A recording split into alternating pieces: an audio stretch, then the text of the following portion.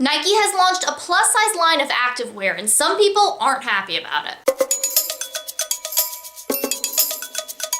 So I think most of us know that Nike is a huge brand when it comes to fitness gear and athletic apparel, and they are launching a plus size line. And this line is going to have bras that go up to larger sizes. They have clothes that are 1X to 3X. So they're expanding the options for people. And honestly, I'm surprised that this hasn't happened sooner, because people of all shapes and sizes want to work out and they want athletic gear. And of course, you don't need to buy Nike specifically or any other brand to exercise, but I do think that things like this are important, because it's a huge issue when it comes to fitness clothes that there aren't a lot of options as far as sizes go. And for a lot of people, when they're shopping for clothes and when they're shopping for athletic apparel specifically, they just don't have a lot of options, and they feel like they have to wear stuff that they don't really like, that they don't feel comfortable in, that they're not excited to put on, and that they overall just aren't a huge fan of. And to me, this seems like a smart business move on Nike's part to give more options to more customers, but it's also just overall great for everyone, I think, to expand the options that are out there. But of course, there are people who are mad about this, and as a dietitian,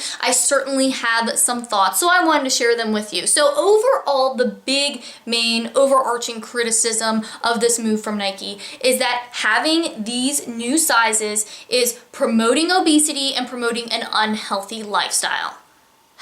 Now, there are a lot of problems with this whole line of thinking, so let's just go through them. First off, let's start with the assumption that being larger is automatically unhealthy and being smaller is automatically healthier. Now, that's not true, and we will get into that aspect of this whole thing later, but let's just start with that, because I think anyone who's leaving a comment talking about this promoting obesity and unhealthy lifestyles and all that kind of stuff, that's the kind of mindset that they're probably in. And honestly, that's the mindset of a lot of people. A lot of people believe that weight and health are the same thing. So let's just start there. So if you're someone that thinks bigger is unhealthy, smaller is healthier, then wouldn't you want larger people to be able to find activewear that they like? I mean, I would think if you're in that mindset that you're probably thinking these people need to work out more, they need to eat healthier, they need to do all this stuff because they're larger, and that means they're unhealthy. So why wouldn't you want things that would help them do just that, to work out more, to eat healthier? Why would you be against them having activewear that they like, that they feel comfortable in, that fits them well, that supports them in their exercise and might even encourage them or motivate them or make them more likely to work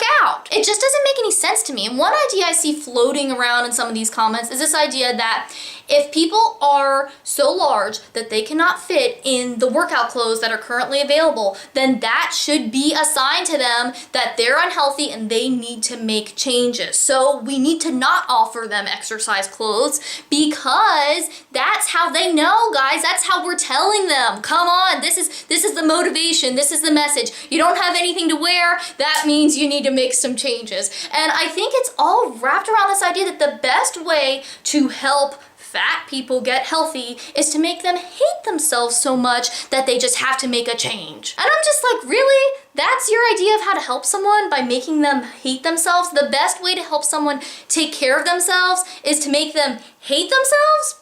No. So if you think the weight and health are the same thing, then all that stuff already doesn't make any sense. But on top of that, weight and health are not the same thing. And I have to say, I'm not surprised that there are people who still don't know this, because that's one of the reasons I talk about it, is because I know there are people out there that still don't know this. But I am surprised when stories like this come up at just how many people still don't know it. And I think part of that is we all put ourselves in our little bubbles. You know, I'm in my bubble here on this channel where I'm talking to you about this stuff. I have my dietitian bubble where I'm talking to dietitian friends or listening to other dietitians talking about this kind of stuff. And it can be easy to forget or lose touch with what people out just in the world in general are thinking and talking about, and what they know about this kind of stuff. And that's why I think it's really important that we talk about this stuff, that we talk about the fact that just by looking at someone, you can't tell what their health is like. You can't tell what their exercise is like, or their food, or their sleep, or their stress, because we are all different.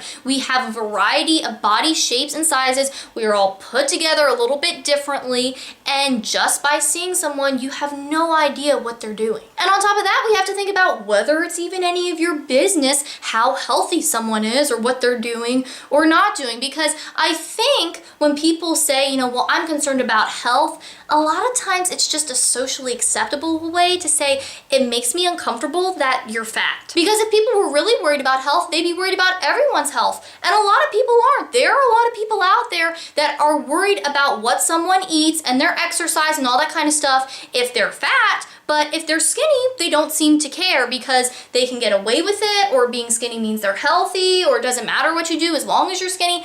I don't know what it is. I guess everyone's a little bit different. And I think all this just shows how deep this kind of thing goes, because it could seem like a very surface level kind of situation until you start digging deeper, peeling back the layers and looking at what's really going on. And let me know in the comments what you think about this stuff, because I think the only way we can really start to work through all this mess is to talk about it with each other. And if you like this video, make sure you give it a thumbs up. And if you happen to be new here and you want more healthy eating tips, nutrition info, healthy recipe, and my thoughts on things like this, then make sure that you subscribe, because eating healthy and living a healthy lifestyle really doesn't have to be complicated, and I'm going to show you how to do it. And if you're loving the free info here, but you're finding that you need something more personalized, don't forget that I do offer one-on-one nutrition coaching and counseling. So if you're interested in working with me, just let me know and we can get that set up for you. Thanks for watching. I hope you're having a great day, and I'll talk to you next time.